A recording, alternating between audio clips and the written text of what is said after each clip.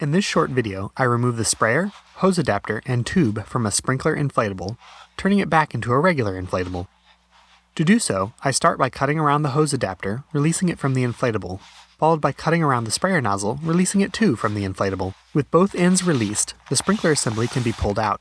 There seems to be significantly more hose length inside this toy than needed to reach from the hose adapter to the sprayer nozzle. With the sprinkler assembly removed, I can now proceed to patching the two holes I just cut. I start by cleaning the two circular patches I cut earlier with isopropanol. I am using some green vinyl that matches the belly, and some black vinyl that matches the mouth.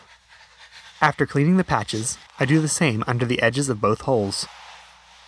Starting with the hole in the belly, I use a blunt-tipped syringe filled with HH66 vinyl cement to bond the patch in place.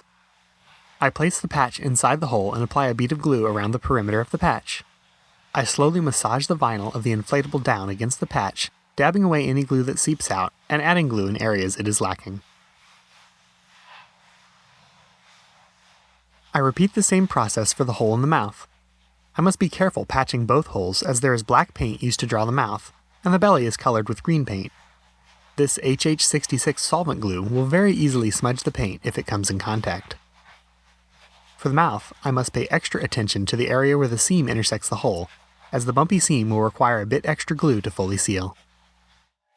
With both holes patched and the glue given enough time to dry, I can reinflate the toy. If you liked the video, please give it a thumbs up. And if you have any questions or comments, leave them below. Subscribe if you want to see more, and consider supporting the channel by buying a t-shirt from the link in the description. Thanks for watching!